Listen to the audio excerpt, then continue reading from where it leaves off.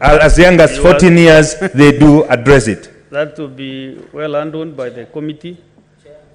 We have to... let us have all the statements then. You keep your comments. We have two statements from the Senator for Kisumu County. Professor Ojienda.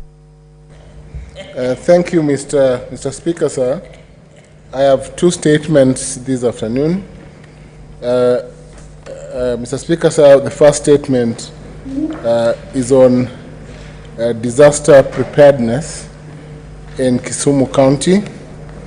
Mr. Speaker, sir, I rise pursuant to Standing Order 53-1 to seek a statement from the Standing Committee on National Security, Defense and Foreign Relations regarding disaster management preparedness in Kisumu County. In the statement, Mr. Speaker, sir, the committee should, 1, give details on the initiatives the county government has taken to guarantee disaster management readiness, prevention, mitigation, response, and recovery in case of a disaster. Secondly, Mr. Speaker, sir, state whether the county has a well-equipped firefighting brigade with an adequate and well-trained staff complement capable of managing disasters in the county, noting that in the recent past, the county has been faced by fire disasters in trading centers such as Katito, Paponditi, amongst others, most of which received no response from the county government.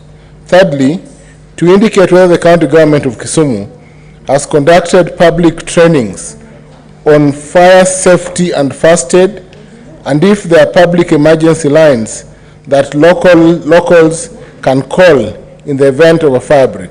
And lastly, list the number of fire-related disasters in Kisumu County in the past 12 months, stating the nature of the response by the county fire department and the amount of loss and damage that impacted and that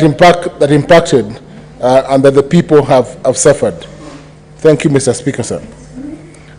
Mr. Speaker, sir, my second statement is on the invasion of the Ahero rice fields by Quelea birds in Kisumu County.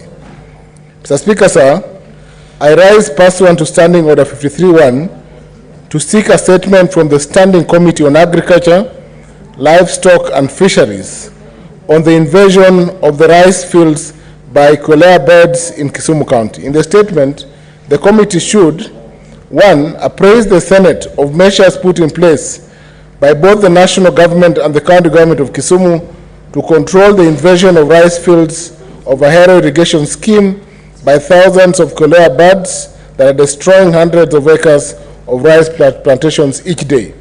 Secondly, to state the measures in place to compensate farmers in a Ahero irrigation scheme whose rice plantations have been destroyed by Quelea birds, noting that rice farming is the only means of livelihood for residents of Ahero and Kano.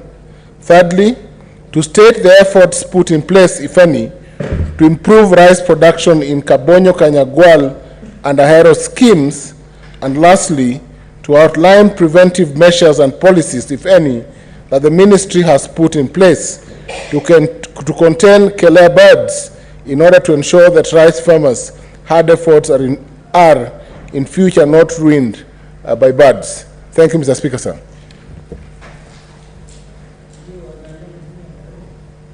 Thank you. Next is Senator Enoch. You can see he's not around.